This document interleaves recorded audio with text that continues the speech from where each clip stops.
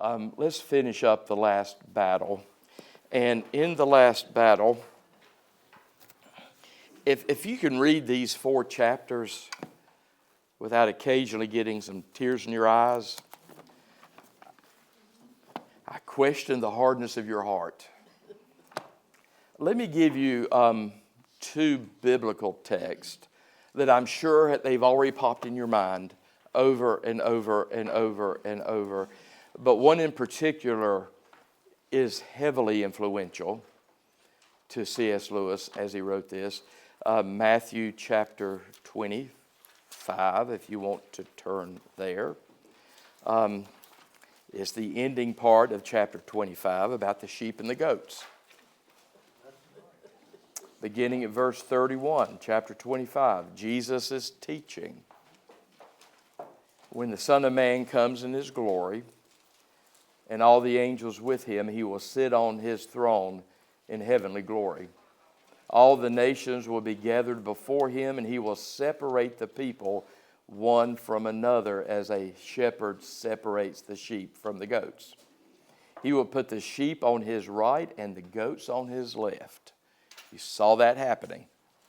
By the way, you probably heard me say growing up in the church I grew up in with my parents, we always had to sit on the right. My dad said he was not going to sit with the goats. Now, he defined that, which is probably right. He defined that as the preacher's right, which would probably be Jesus' right if he's looking at you. But we always had to sit over here from the pulpit because my father... They were the greatest of all time, the goats. Yeah, well, we're going to be on the side with the sheep on the right. And you notice that all over the last battle. Keep reading or listening. Verse 34, then the king will say to those on his right, come you who are blessed by my Father, take your inheritance, the kingdom prepared for you since the creation of the world. For I was hungry, and you gave me something to eat. I was thirsty, and you gave me something to drink. I was a stranger, and you invited me in. I needed clothes, and you clothed me. I was sick, and you looked after me. I was in prison, and you came to visit me. Now, as you keep reading, C.S. Lewis is going to help you read what's in front of you by introducing you to Emeth. Emeth. We'll talk about Emeth, but he's going to help you understand Emeth as you continue reading this text. Notice, Jesus said you did all these good things. Verse 37, then the righteous will answer him, Lord, we didn't know we did these things.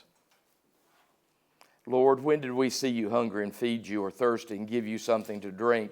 When did we see you a stranger and invite you in, and needing clothes and clothe you? When did we see you sick or in prison and go to visit you? So notice these sheep that are going to his right hand, they're saying, when did we do this? We didn't know we did this. Now again, Emeth should be coming to your mind as soon as you read this text. And again, Jesus said this. So again, Jesus explains, verse 40, the king will reply to the people who didn't know when they did this. I tell you the truth. By the way, Emeth means truth. I tell you the truth, whatever you did for one of the least of these brothers of mine, you did for me. Then he will say to those on his left, over there with the goats, and you saw the crowd on the left in the last battle, depart from me, you who are cursed, into the eternal fire prepared for the devil and his angels. For I was hungry, and you gave me nothing to eat. I was thirsty, and you gave me nothing to drink. I was a stranger, and you did not invite me in. I need clothes, and you did not clothe me. I was sick and in prison, and you did not look after me. And I'm sure there's going to be some looking at Aslan who says, surely I get to go to the right because I love you, Jesus. And Jesus is going to say, depart from me, you are cursed. For I was hungry, and you gave me nothing to eat. I was thirsty, you gave me nothing to drink. I was a stranger, you did not invite me in. I needed clothes, and you did not clothe me. I was sick and in prison, and you did not look after me. There's going to be some people thinking they need to go to the right, and they're going to say, well, Jesus, I was in church every time the doors were open. I tithed. I sang forcefully on the hymns. Listen to Jesus here. Verse 44, they also will answer, Lord, when did we see you hungry or thirsty or a stranger and eating clothes or sick and in prison and did not help you? He will reply, I tell you the truth, whatever you did not do for one of the least of these, you did not do for me. Then they will go away to eternal punishment, but the righteous to eternal life. By the way, that last verse is one of the places in the New Testament that shows eternal punishment and eternal life being of the same duration. You know, some of us wish hell would burn up and their pain would come to an end. But the Orthodox faith has read the Bible, and the Orthodox faith says, I'll quote Judge Judy, I don't care what you feel like. Yeah, I would like for hell to come to an end. I would like for those in torment to find an ending. But in the Bible, more than here, but here's a key place, eternal punishment and eternal life. The word eternal in the Greek is the same for both. So they are of the same duration. Once you go to the right or the left, there's no change from that. So that's Jesus. Now, again, as we look at judgment and the end and heaven, one of the things I think we need to remember, just pay attention to what is obvious. You know, don't try to look for the loopholes here. Pay attention to what's obvious. Pay attention to what Jesus says. I mean, again, I don't understand all that I should know about Emeth, but I can read enough about Emeth. I can read Matthew 25 enough to know what I know. Don't worry about what you don't know.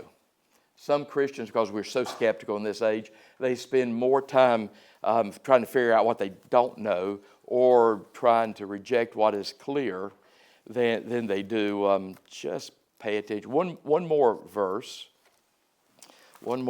before we get to the judgment. Second, and this is one verse, if you want to turn here, and again, don't look for the loopholes. Just listen to the obvious meaning. And you focus on the obvious meaning, you'll be fine. 2 Corinthians chapter 5, verse 10. And again, it's pretty clear. And this is not a unique verse. Again, it is Paul explaining what you just read from that lengthy discourse of Jesus in Matthew 25. In 2 Corinthians chapter 5, look at verse 10. And again, just receive what Jesus is saying. Don't try to look for the loopholes. Verse 10, for we must all. Now, again, in Greek, must means must. All means all. For we must all appear before the judgment seat of Christ. Aslan, you see it happening. That each one may receive what is due him for the things done while in the body, whether good or bad. So, those are some of the texts that form Orthodox Christianity that are in the background of what you're seeing in these final chapters. So, with that, let's look at the text. This is wonderful. So we did the last 4 chapters, which means chapter 13, 14, 15, 16. We finish, other than Vacation Bible School, we take a break in July. But go ahead, if you're interested, go ahead and start reading Mere Christianity. We're going to do 4 weeks on Mere Christianity. And that's even going to be harder for me to do than 4 weeks on the last battle. But we're going to do it. I've actually led discussions on Mere Christianity for one session, which does make my brain explode, but I can do it. So chapter 13, look at the title. How the dwarfs refuse to be taken in. Again, these are not Sleeping Beauty's dwarfs. These are not good people. There's exceptions, but the dwarfs refuse to be taken in. Just look at the beginning of the chapter. We are in Aslan's world now. You saw us get there at the last half of the last chapter last week. We're in Aslan's land. We're in Aslan's world now. So they've gone through the door of the stable, and logically, again, you need to be careful of your logic. Logically, Tyrion thinks, I go through the door of the stable. Where does he logically think he'll be? Inside the stable. That's not where he's at. Well, except in a different way. So look at the beginning of chapter 13. Tyrion had thought, or he would have thought if he had had time to think at all, They were inside a little thatched stable about 12 feet long and 6 feet wide. In reality, they stood on grass, and the deep blue sky was overhead, and the air which blew gently on their faces was that of a day in early summer.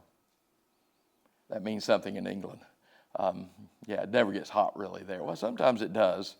It may be hot when I'm over there. Sometimes in July it does get hot.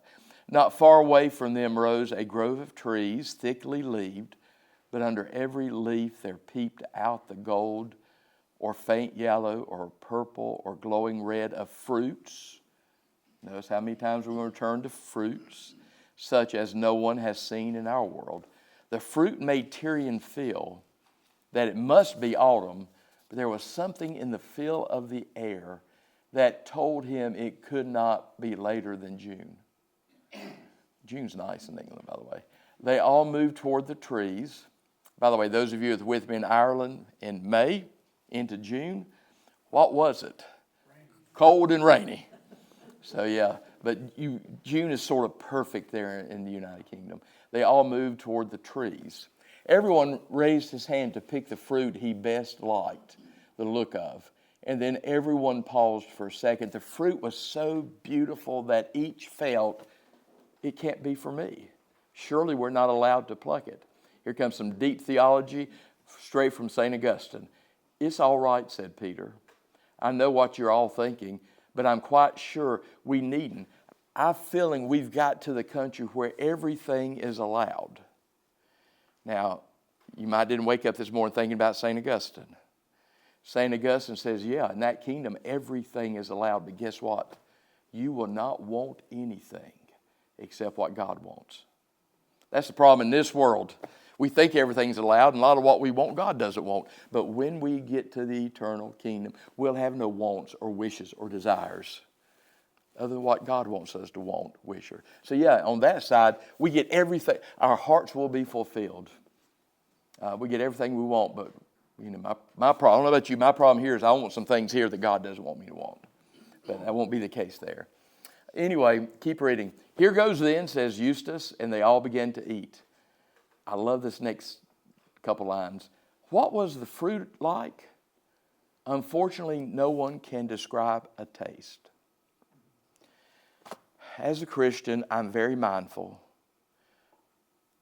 that the natural human condition is spiritual blindness. And you have to accept that. Unless the veil be taken away, I'm quoting Paul, unless the veil be taken away, human beings are spiritually blind. So you need to understand, when people frustrate you because they just can't get this Jesus stuff, sometimes I have to do like Jesus does and let people walk away from me. And I have to be reminded, trying to explain to the spiritually blind about Jesus is like trying to explain the color green to someone who's always been blind. How do you do that? Or how do you describe a taste? I mean, I know we can say sour or tart, but it's hard to describe a taste. But for the spiritually blind people, that's the human condition. That's why the Holy Spirit is necessary, and grace. All I can say is that compared with those fruits, the freshest grapefruit you've ever eaten was dull. I don't like grapefruit, by the way. And the juiciest orange was dry, and the most melting pear was hard and woody, and the sweetest wild strawberry was sour. And there were no seeds or stones, no wasp. If you had once eaten that fruit, all the nicest things in this world would taste like medicines after it. But I can't describe it. You can't find out what it is like unless you can get to that country and taste it for yourself. When they had eaten, Eustace said to King Peter, "You haven't told us yet how you got here." We're going to start talking about how they got here. They came through the door of the stable, some of them. That's not how Eustace and the rest of them got here. You haven't told us yet how you got here. You were just going to when King Tyrian turned up. He's talking to Peter and the provincials and those people that were either on the railway station platform or in the train. There's not much to tell, and I love this. There's not much to tell, said Peter. Edmund and I were standing on the platform, and we saw your train coming. Yeah, Eustace is on there, Jill's on there. The Pevensie parents are on that train. I remember thinking it was taking the bend far too fast. And I remember thinking how funny it was that our people, his parents, our people were probably in the same train, though Lucy didn't know about it. Your people, High King, said Tyrion. I mean my father and my mother, Edmund and Lucy's and mine. Why were they? Asked Jill. You don't mean they say they know about Narnia? Because again, Eustace and Jill know that they're watching the train, but they end up in Narnia. Oh no, it had nothing to do with Narnia. They were on their way to Bristol. And by the way, don't mean to be critical of Bristol. Have you ever been to Bristol? Yes. It's not Oxford. It's not Bath. One time I went to Bristol. Now, it's a great place for Methodists. That's where Charles Wesley's home is. You can still visit it. I went to Bristol, and I'm wandering around the city. It's kind of an industrial city. I ended up in the midst, Europeans love protests. I ended up in the midst of this huge protest in one of the big city squares. And again, I'm not even sure what these people are mad about. I'm not even sure what they're protesting. Well, I finally realized it's an anti-meat protest, a pro-vegan protest. So you don't know how hard it was for me not to get a hamburger and come back to that gathering. But it just fascinated me. It fascinated me. I mean, it was 1,000 people turned out on a Saturday to... Anyway, I'm proud of them, but they need more to do with themselves. But Lewis again, they're on the way to Bristol, but they end up in Narnia, and they end up in Aslan's country, which is the best of Narnia. I'd only heard they were going that morning, but Edmund said they'd be bound to be going by that train. Edmund was the sort of person who knows about railways. And what happened then, said Jill, this is amazing. Well, it's not easy to describe, is it, Edmund? See, they don't know yet. They've all been killed. You don't get that to the last page. So what happened then, said Jill? Well, it's not easy to describe, is it, Edmund? Said the High King. So if you wonder what dying is like, here's a Narnian version. Well, it's not very easy to describe, is it, Edmund? Said the High King. Not very, said Edmund. It wasn't at all like that other time when we were pulled out of our own world into Narnia by magic. There was, now he's talking about what happened to him to get him here this time. There was a frightful roar, and something hit me like a bang, but it didn't hurt. And I felt not so much scared as, well, excited. Oh, and this one queer thing, I'd had a rather sore knee from a hack at a rugger. When I went to undergraduate, I got introduced to rugby. That's an English thing. It's an American thing now. I got it from a hack at a rugger. I noticed that pain was suddenly gone. And I felt very light. And then here we were. I really like what Diggory's getting ready to say. Diggory speaks up. It was much, because Diggory's old. This is the professor.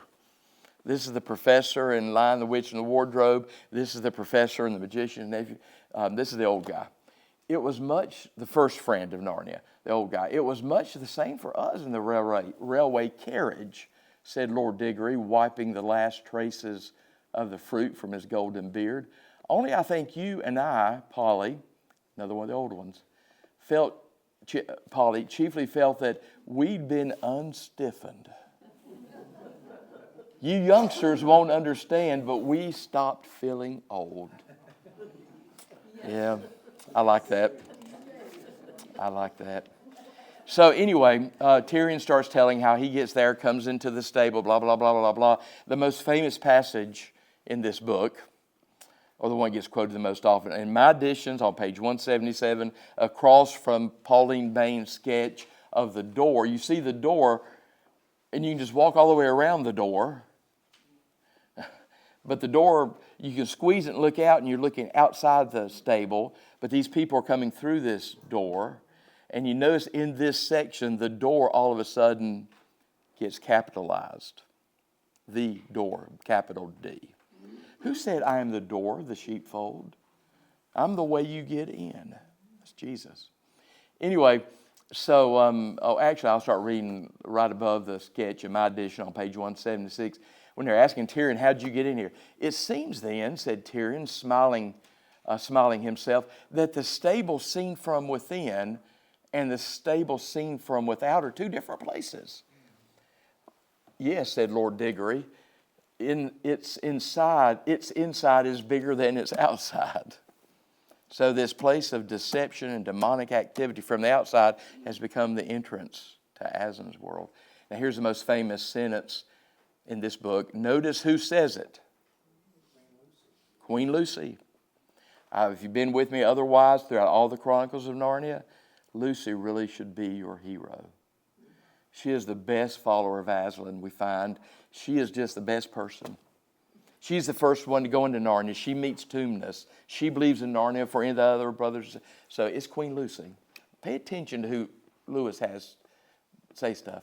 Here's the famous sentence. Yes, says Queen Lucy, because she would know this. Yes, says Queen Lucy, in our world too, a stable once had something inside it that was bigger than our whole world.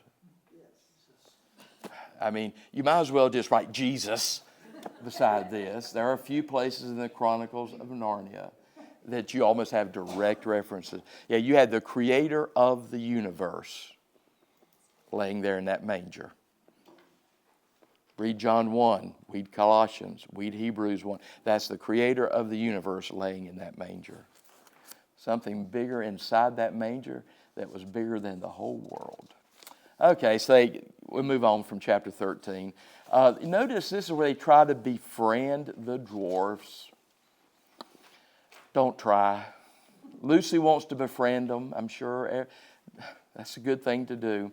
But don't try. On my page 183,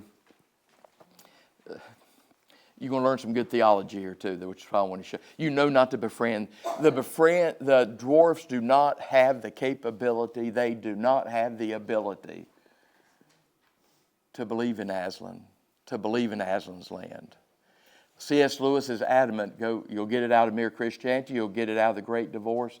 People get what they want. If you want hell, he'll let you have it. If you want heaven, he'll let you have it. And there's that famous quotation, which I don't use as often as I should. If you want heaven, he'll let you have heaven, but you can take no souvenirs from hell with you into heaven. So again, make sure you keep heaven heavenly. But people get what they want. Again, my most favorite quotation from C.S. Lewis, only two types of people. Those that say to God, thy will be done, and those to whom God will say, thy will be done. What do you want? What do you want? Well, the dwarfs, they don't want to go to heaven. They would make themselves and everybody else miserable if they went to heaven. They don't have the capacity or the capability or the want or the wish or the desire. I mean, if you're foolish enough to think everybody wants to go to heaven, you're not paying attention. I mean, everybody doesn't want to go to a place where they won't be the center. They won't be the center of the universe. They don't get to call the shots. They don't get to set the agenda. There's a center of that universe, and it's not you. It would have been hell for Hitler if Hitler had gone to heaven. If we hadn't made Hitler go to heaven, it would have been hell for him. So Lewis is right. Another place he says is the door to hell is locked from the inside. The people who are there want to be there because they can't comprehend. Here's your illustration for children to get it. So notice, oh dear, said Lucy, what are we to do for them? Sweet, good Lucy wants to do something for her. Because they can see these people in Narnia, in the best part of Narnia, in Aslan's land, they can see the dwarfs. But notice, let him alone, said Eustace. But as he spoke, the earth trembled. The sweet air grew suddenly sweeter. A brightness flashed behind them. All turned. Tyrion turned last because he was afraid. There stood his heart's desire. Huge and real, the golden lion, Aslan himself. So this is the first time Aslan shows up. This is a deep spiritual lesson. Aslan has been involved in every chapter of this book, but he has not shown up till right now. Another C.S. Lewis quotation, God walks incognito in this world. If you haven't figured that one out, God is involved in your life. He's involved in your family. God is walking about this world incognito. Some people can never perceive him. But he does show up finally in this chapter. And you get some good theology. Theology just means theos. You get some good words about God here. There stood Tyrion's heart desire, huge and real, the golden lion, Aslan himself. And already the others were kneeling in a circle round his forepaws and baring their hands and faces in his mane as he stooped his great head to touch them with his tongue. Then he fixed his eyes upon Tyrion. Aslan fixed his eyes upon Tyrion, and Tyrion came near trembling. When you see him, I hope you don't want to walk up and say, "Hey, JC, how you doing?" I hope there's some awe and respect and reverence. I mean, at least, and I think it will be automatic, when you see your heart's desire and you're in the presence of God, at least treat him as well as you would, I'm still used to saying Queen Elizabeth, but King Charles III. At least make sure you treat him with as much respect. Anyway, so you see that happening here. Tyrion came near trembling, flung himself at the lion's feet, and the lion kissed him and said, and you know where this comes from, "Well done, good and faithful servant." But here it's, "Well done, last of the kings of Narnia, who stood firm in the darkest hour. Well done, good and faithful servant." Yes. Jesus speaks that in the parable of the talents. Keep reading. "Aslan," said Lucy through her tears, will you do something for these poor dwarfs?" We like Lucy. Yeah, people go to hell, but that should not make you happy. People go to hell, but you don't get to tell them to go there. People go to hell, and it should break your heart that God thinks so much of us as human beings, he will let us choose that. Now listen to what Aslan says, because this should have shocked you, but I'm going to help you out with your theology a minute. "Dearest," he's talking to Lucy, who wants Aslan to help the dwarves. "Dearest," said Aslan, "I will show you both what I can and what cannot. There's some things God cannot do. Hope you know that. The Bible's clear. There's some things God cannot do. Here's your short answer. God cannot go against his character. God cannot go against his nature. Again, he's not a tame lion, but we know enough about him to know that he's not going to create the Nazi Holocaust. God can, that's what the Bible's about. We know the nature and the character of God. He can't go against that nature. God cannot, theologically we would say, God cannot contradict himself. That's why God's not going to say something to you in the New Testament. That's different from what he said to you in the Old Testament. God's not schizophrenic. God cannot contradict himself. God will not go back on his promises. God cannot go against his nature. C.S. Lewis knew his theology. "Dearest, I will show you both what I can and what I cannot do." He came close to the dwarfs and gave a low growl. I bet he did. They're going to get worse than a low growl eventually. Low, but it set all the air shaking. But the dwarfs said, because they cannot comprehend. The dwarfs said to one another, "Hear that? That's the gang at the other end of the table trying to frighten us. They do it with a machine of some kind. Don't take any notice. They won't take us in again." Remember, the dwarfs are for the dwarfs. Aslan raised his head, shook his mane. Instantly, a glorious feast appeared. Watch this. On the dwarf's knees. Messianic feast. Pies and tongues. I don't eat tongues, but they do it in some places. And pigeons. I don't really eat those either, by the way. And trifles and ices. And each dwarf had a goblet of good wine in his right hand. But watch, it wasn't much use. They began eating and drinking greedily. They were not serving each other, I promise you. They began eating and drinking greedily enough, but it was clear they couldn't taste it properly. They thought, because they were in the stable too, but a different part of the stable, they thought they were eating and drinking only the sort of things you might find in a stable. They were getting the waste off of the stable floor. You want to use a more graphic word? They cannot receive Aslan. They cannot receive what Aslan wants. Aslan's not their heart desire. So they can't see anything except they think they're in a dark stable. They can't see the other part of the stable. Hopefully, like Lucy, you pity these people. Who pity these people that the last thing they want, and look at their lives, you can tell this, the last thing they want is Jesus to interfere with their lives. They don't want Jesus interfering with their lives.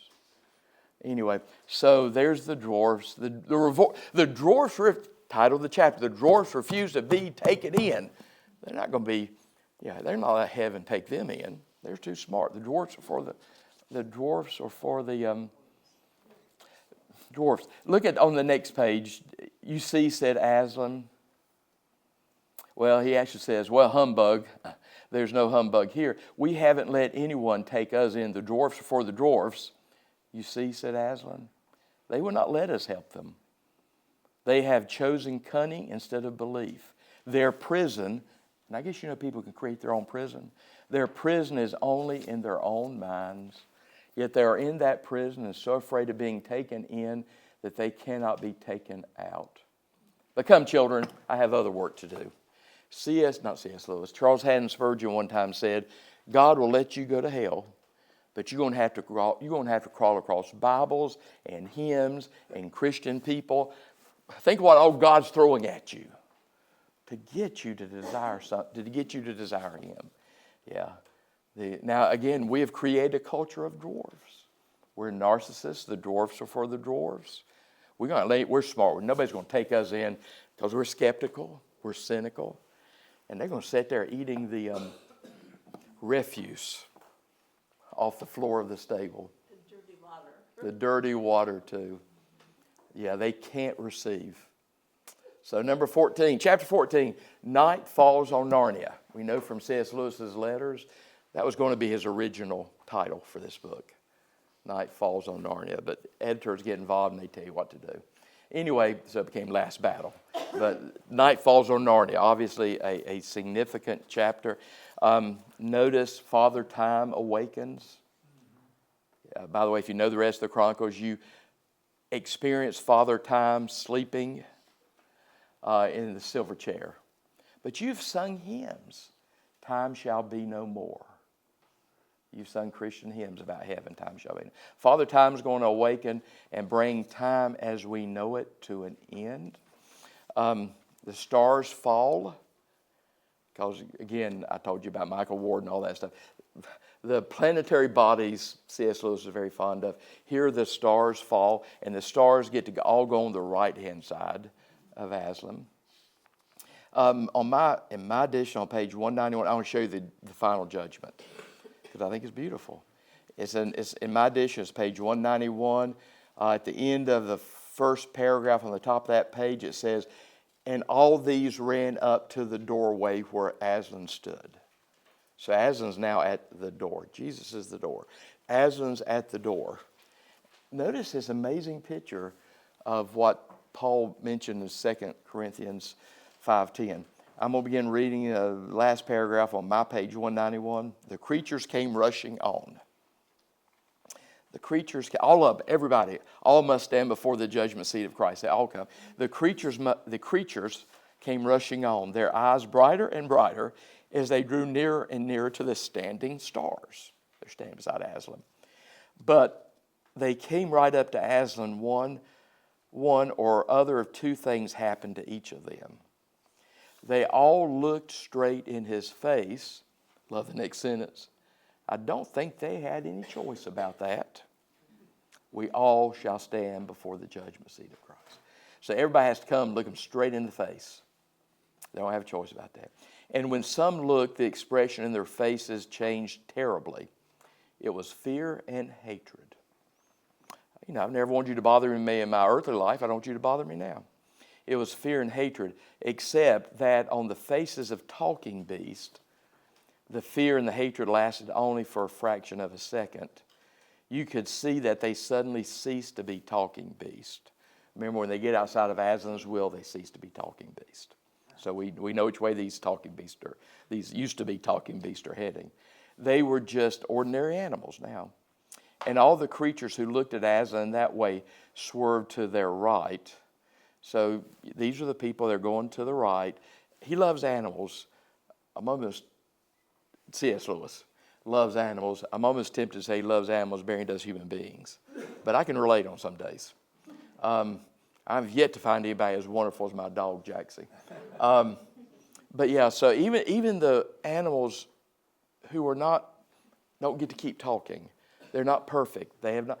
You're going to see some other imperfect people make it to the right side of Aslan. Anyway, so they move to the right, their right, his left. So depending on what you've done with Aslan, depending on what you see when you look him into your eyes, depending on your reaction when you look him into his eyes, you're going to either go to the right or the left.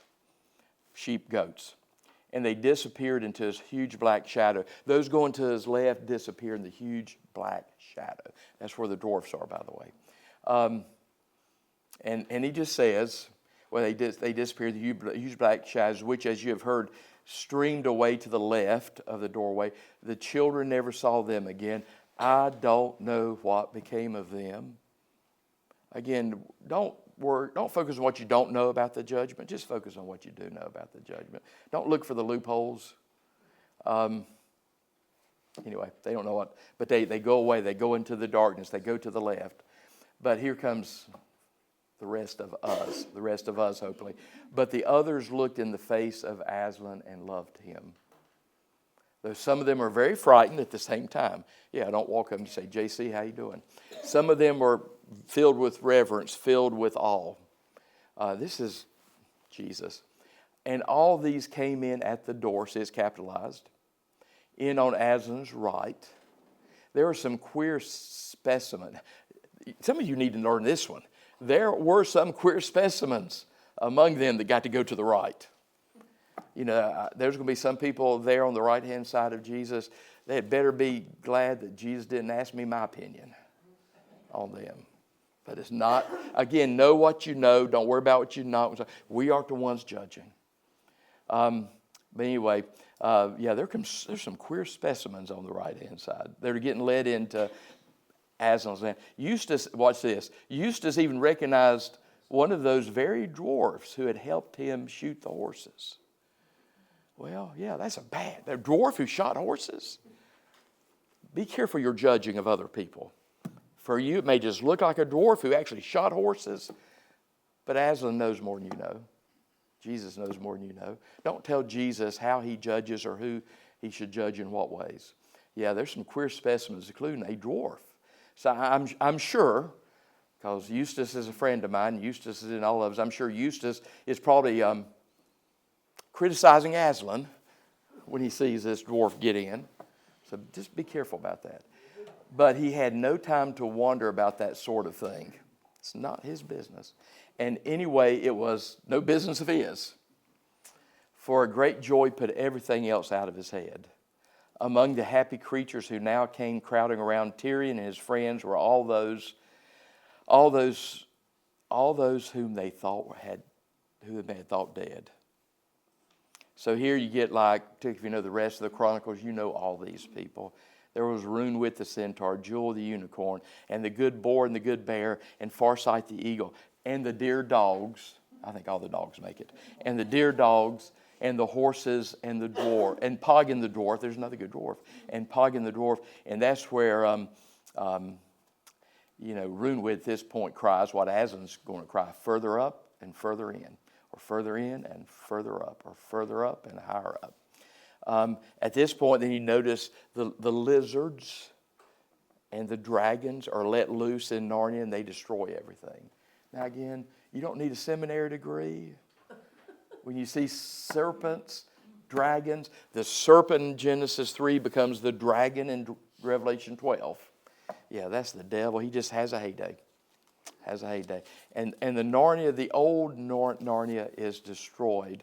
And then you notice on page 197 in my edition, you don't need to even find it, Aslan looks at Peter, High King of Narnia, and what's the order he gives? Shut the door. Every time you see a statue of Peter, or not every time, 90% of the time when you see a statue of Peter in Christian iconography and statue, what is Peter holding? Keys, because Jesus told Peter, I give you the keys of the kingdom. So here Aslan says to Peter, High King of Narnia, go lock the door. Yeah, it's kind of like when the door got slammed on the ark. Some people at that point probably got a little concerned and wish they'd get on. But there comes a time the door's slammed. By the way, in your sanctuary, I'm sure you know this, look at the high vaulted ceiling. What are you looking at when you look at the high vaulted ceiling? Upside down, overturned boat, ship. You see the rafters of a ship. We've been doing that since the Middle Ages because the church, the oldest symbol for the church, don't know what symbol you like for the church. The oldest symbol for the church, and I think we have one on this campus somewhere, is the ship, the boat, the ark. You want to get out of this world alive? You want to be saved? It's aboard the ark. That's why your sanctuary it's not just decoration up there. There's a reason in church history we build churches with those. You should be thinking you're in a boat that's turned upside down, which there's a lot of, that preaches to. Anyway, Peter does go and shut the door. So then they meet Emeth. We're going to talk about Emeth. Then they meet Emeth, and then they meet Emeth, and they're, because Emeth, what is Emeth's ethnicity, nationality, world? He's a Calorman. So yeah, they're all shocked. A Calorman in Aslan's land. Well, that discombobulates them. It shouldn't. And C.S. Lewis is saying it shouldn't discombobulate you. John Newton, who wrote Amazing Grace, said that when he gets to heaven, he's going to be amazed by so many things. He's going to be amazed by who's not there that he thought would be. He's going to be amazed by who's there that he never dreamed would be. And he's going to be amazed that he is there when he sees what heaven is. Anyway, so in chapter 15, further and further in, they start listening to the story about Emeth. Start listening to the story about Emeth. And again, Emeth's word, his name means like truth, wisdom. Anyway, so that's Emeth. On my page 205, because I had somebody this past week ask me about Emeth. This is why I said in Matthew 25, there were people who were feeding the hungry, clothing the naked, and they didn't even know they were doing it. Jesus said that, not me or C.S. Lewis. Jesus said that. So here's Emeth. So it's on my page 205, where the glorious one, Aslan, bends down and starts talking to Emeth. So the glorious one bent down his golden head and touched my forehead with his tongue and said, Son, Emeth, thou art welcome here. That shocked Emeth. I'm sure it's shocked the rest of them. But I said, Alas, Lord, I am no son of thine, but the servant of Tash, he answered. Watch this. Child, all the service that thou hast done to Tash, I count as service done to me. And you're going to learn it has to be good service. It's got to be feeding the hungry, clothing the naked, giving drink to the thirsty, visiting the prisoners. But if you did that thinking you're doing it to Tash, Aslan's gracious enough to say, I can work with this. Child, all the service thou hast done to Tash, I count all service done to me. Then by reason of my great desire for wisdom and understanding, this is him talking, he was a seeker after truth. He really wanted to know truth. Now he was trapped in a culture. He was trapped in a worldview. He was trapped in a theology that, kind of like the Jews. I mean, you go try to talk to a Jew today, all thing they know is how terrible we've been to them for 2,000 years. So before you ever try to witness to a Jew, apologize first. Tell them you repent of all. We Christians created the Inquisition so we could help kill Jews who wouldn't convert. So sometimes when people, it's our fault. It's not Aslan's fault. It's not Jesus' fault. Sometimes it's our fault when people just can't receive it. Anyway, Emeth, wisdom, wants to know truth. He really wants to know. I overcame my fear and questioned the glorious one and said, Lord, is it then true, as the ape said, that thou, watch this, thou and Tash are one? All roads lead to the same place. The lion did what? He growled. He's just going to growl. He's not going to even dignify that with an answer. That's like saying all politicians are the same. I don't care if it's Bernie Sanders or Donald Trump. All politicians are the same. That's just lunacy. All gods are the same. You can't take a Tash and an Aslan and say all gods are the same. Unless you just completely torpedo logic. Anyway, so the lion growls, so that the earth shook. Yeah, when Aslan growls, that's all it takes. That's enough to make the earth shake. But his wrath was not against me, Emma says. And he said, it is false. Not because he and I are one, but because we are opposites. I take to me the services which thou hast done to me. For I and he are such different types that no service which is vile can be done to me, and none which is vile can be done to Tash. Yeah, if you're feeding the hungry and clothing the naked and visiting the prisoners and caring for the sick, Aslan could look at that and say, I can work with this. But if you worship a Tash is not into those things. You got to know Tash. That's not what he's into. Therefore, if any man swear by Tash and keep his oath for the oath's sake, in other words, they have integrity, they're honest, it is by me that he is truly sworn, though he know it not, and it is I who reward him. And if any man do a cruelty in my name, then though he says the name Aslan, it is Tash whom he serves. Yeah, we got people every Sunday morning in the pews out here. They need to figure out, is it Tash or Aslan? Just because you say Aslan, though you say Lord, Lord, Jesus says, I may say, depart from me, I never knew you. Just because you run around saying Aslan, it may be Tash you're serving. And just because you may be saying Tash, out of your deep, deep ignorance, it may be Aslan you're serving. It is Aslan whom he serves, and by Tash his deed is accepted. Dost thou understand, child? Probably not. I said, Lord, thou knowest how much I understand.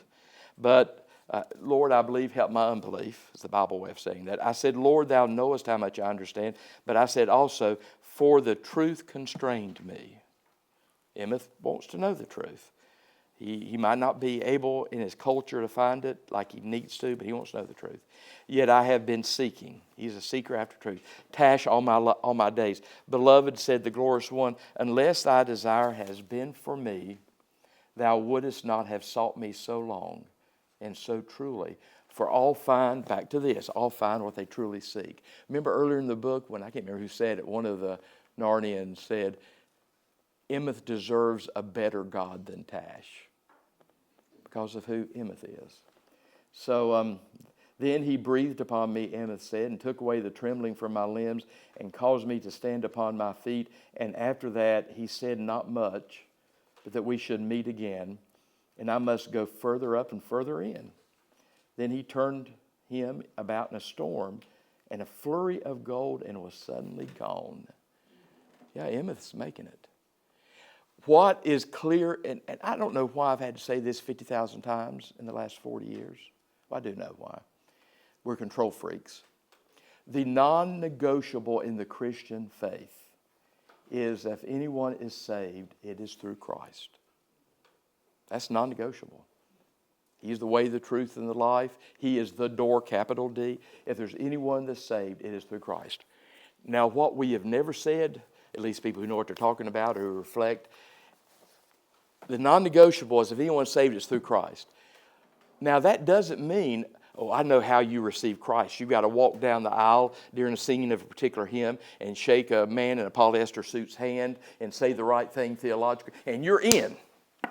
Don't tell Jesus or Aslan who he can save and who he can't.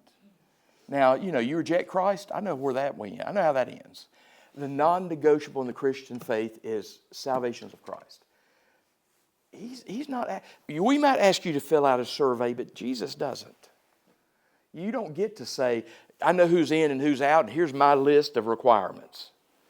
The non-negotiable, some people see this and they think C.S. Lewis is bordering on something outside of orthodoxy. He's not. Jesus is the way, the truth. That's why I can baptize your baby who cannot recite the creed, because I know that Jesus will save your baby. Now the rest of you, if you get a little age on you, I don't know about. But your baby, if an infant is saved, right? Now here, this is where I can take a room of modern American Christians and turn every one of you into a heresy. A baby's saved. If a baby should die, baby's saved. Now, here's where I turn you into a heretic.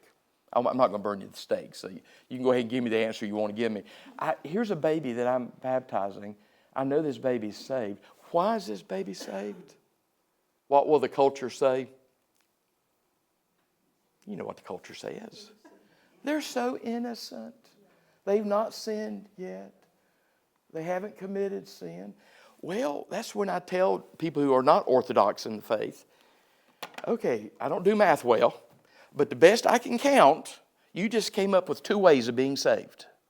Your innocence up to a certain point, and then Jesus kicks in. The non-negotiable in the Christian faith is if anyone's saved, the only way to be saved is Jesus. Now, Jesus, like if there's somebody out there that can never, ever understand the Christian faith because of mental incapacities or whatever, I'm pretty confident saying Jesus will save that person. It's like with your baby. When you bring your baby to me, yeah, the work of Christ avails for this person. But the problem is they start growing up. And they start saying, mine, mine, mine. And they start acting like human beings. Yeah, the work of Christ doesn't automatically cover that. But if you can never think theologically, if you are intellectually disabled, there's one way to be saved. It's through the work of Christ. So yeah, if you want to be a heretic, start declaring to the world there's at least 2 ways to be saved. Your innocence my innocence didn't last for about 2 weeks. Now, some people think their innocence lasts for 7 years, but I've raised children. You know, Caleb never cried because he thought his sister Elizabeth was hungry. That never happened. He cried because he was the center of his universe, and he wanted some of us to feed him. And that's okay. That's human nature. So that's why you need Jesus. We in the historic church, we baptize babies because your baby needs Jesus. And Jesus has already done what's necessary. You know, so the non-negotiable is don't have 3 or 4 or 5 different ways people can be brought into Aslan's kingdom. Anyway, let's finish real fast because I do want to just read the ending. Here are the dogs who get offended when they hear the word dog used negatively. But you learn that when the dogs want to say something negatively, they call them, what do they call them? They call them little boys or men or humans or something. And then you see who comes walking up. Puzzle. Here comes Puzzle. Yeah, here comes Puzzle. I hope you probably figured out already Puzzle's going to be to the right of Aslan. He's to the right. Here comes Puzzle. So let me just, let's finish. So chapter 16, farther up, and farewell to the Shadowlands. This world is Shadowlands. That's the famous movie with who? Deborah Winger and that guy who makes a great C.S. Lewis, Anthony Hopkins. The name of the movie is Shadowlands. Because this world is Shadowlands. The world you're going to is the real world. That's why everything that was good in Narnia will be there. So it's kind of Narnia on steroids. In Revelation 21 and 22, you're back to the Garden of Eden, but it's better than the one Adam and Eve lost. It's everything that is good in England, United States, High Point, our world, is going to be redeemed. It's going to be part of the eternal kingdom. You're told that several different ways. Anyway, you notice from the picture at the beginning of chapter 16, who's one of the first people they meet when they get to the kingdom? Reepicheep. If you don't know about Reepicheep, he's my favorite character. Puddleglum entertains me more, but Reepicheep is my favorite character.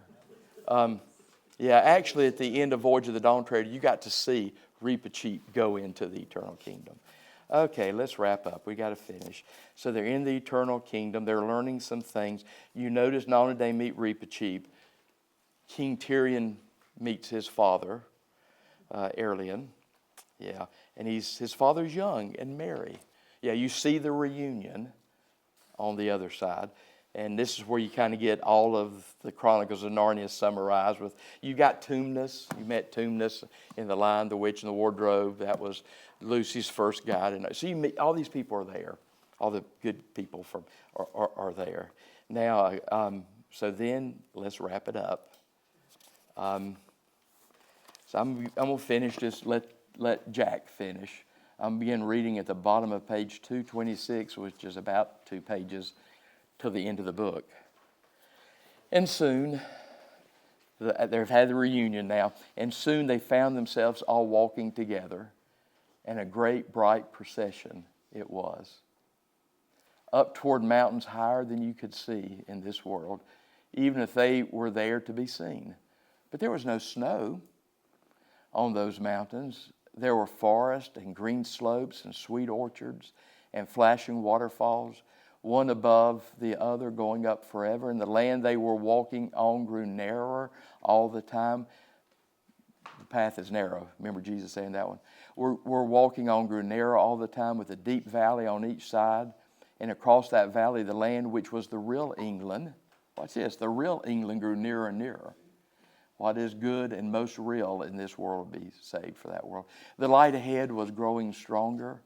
Lucy saw that a great series of many-colored cliffs led up front of them like a giant staircase. And then they forgot everything else. Yeah, I used to be foolish enough to think I was keeping a list of questions I was going to ask Jesus when I got there. And I finally realized it's not going to matter. When I receive the beatific vision and I see him face to face, I doubt seriously I'm going to say, tell me everything Jack meant by Emeth. I don't think I'm going to do that. He forgot everything else because Aslan himself was coming, leaping down from cliff to cliff like a living cataract of power and beauty. That's what makes heaven heaven, presence. And the very, watch this, and the very first person whom Aslan called to him was Puzzle the donkey. And notice what he does to Puzzle. You know, there's the donkey that was used to deceive Narnia. But, you know, bless his heart, he's not smart. You never saw a donkey look feebler or sillier than Puzzle did as he walked up to Aslan. I bet so. And he looked beside Aslan, and he looked beside Aslan as small as a kitten looks beside a St. Bernard. The lion bowed down his head. And watch this. You should envision this and wonder what's going on. The lion bowed down his head and whispered something to Puzzle, at which his long ears went down. But then he said something else at which his ears perked up again. Now we can imagine. I can say certain things to Jackson and his ears fall, but I can say other things to Jackson and his ears perk up. You know, he probably said, Puzzle. That's probably all he had to do was say Puzzle. And Puzzle remembered what he did, and then he said, welcome to the kingdom. And his ears perked back up. The humans couldn't hear what he had said either time. Remember what Jesus says to Peter in John chapter 21 about John?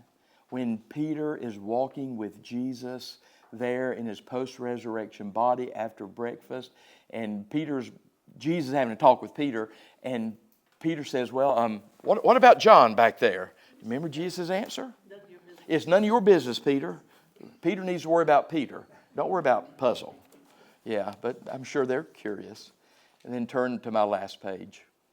You do not yet look, he's talking to the crowd, Aslan's talking to the crowd. You do not yet look so happy as I mean you to be. Lucy said, we're so afraid of being sent away, Aslan. And you have sent us back into our own world so often. No fear of that, said Aslan. Have you not guessed? Well, you have, I hope, but maybe they haven't. Have you not guessed? Their hearts leaped, and a wild hope rose within them. Yeah, they're beginning to guess they're dead. They're dead. They're not going back. Their hearts leaped, and a wild hope rose within them. And then Aslan says, there was a real railway accident, said Aslan softly. Your father and your mother and all of you are, as you used to call it in the Shadowlands, dead. Yeah, from our perspective, they look dead. They're the ones that are alive. They look at us and think we're dead. We're toying with death every day of our life down here. There would come a time when, I say it frequently in funerals, when you die, you'll be more alive than you've ever been. So make sure you realize as a Christian, we don't go from life to death, we go from death to life. That's the basis of the Christian faith. So yeah, in the Shadowlands, you are what you used to call dead. And then he starts describing death. The term is over. He means a school term. Remember how much C.S. Lewis hated his public, they're called public, figure this one out. In England, they're called public schools. That means private. Here we call private schools, that we don't mean public. We mean, anyway, they call public schools, that's the word for private schools. Anyway, you remember how much C.S. Lewis hated his schools his father sent him to. The term is over. The holidays have begun. The dream is ended. This is the morning. Yeah, some of you think this is the real stuff. This is a dream. And as he spoke, he no longer looked to them like a lion, but the things that began to happen after that. C.S. Lewis is not going to tell you. But the things that began to happen after that were so great and beautiful that I cannot write about them. And for us, this is the end of all the stories. And we can most truly say that they all lived happily ever after. But for them, it was only the beginning of the real story. All this life in this world and all their adventure in Narnia had only been the cover and the title page. I don't care if you live to be 112. It's only the cover and the title page. Now at last they were beginning, now you finally get to begin, after death, chapter 1 of the great story, which no one on earth has read, which goes on forever, in which every chapter is better than the one before.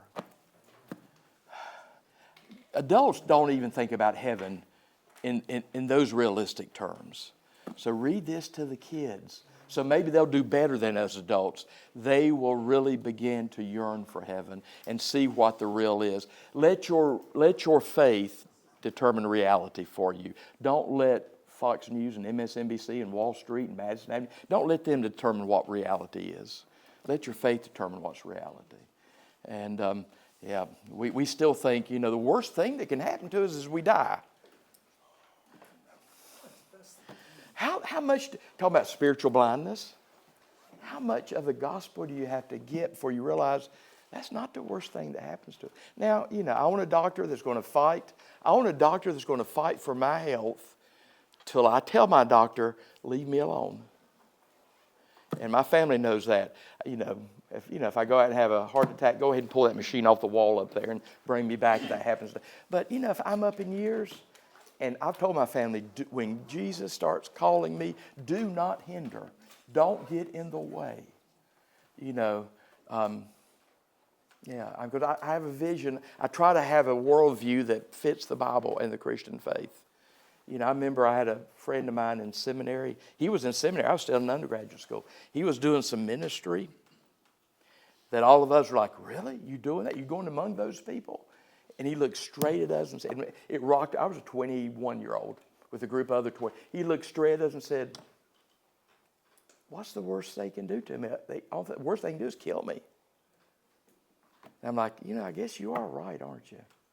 So the next time somebody wishes you happy birthday and you say it's better than the alternative, think about that.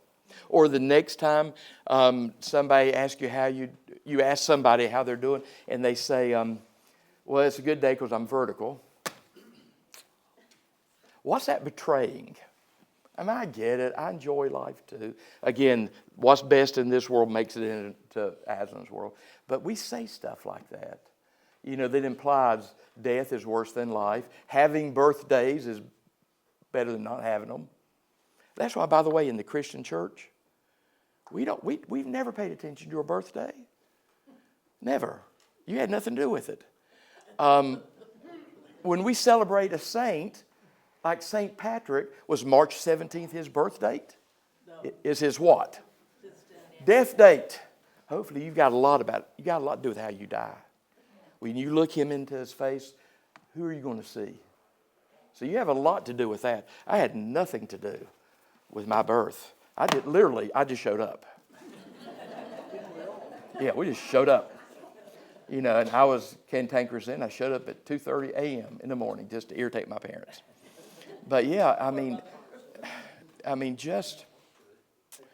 this has been fun. I'd love to see some of you for the week of VBS. And then I'm already excited about Wednesdays in August as we do Mere Christianity. So I kept you too long. Go in peace. Make some new friends before you leave. Lord bless you and keep you.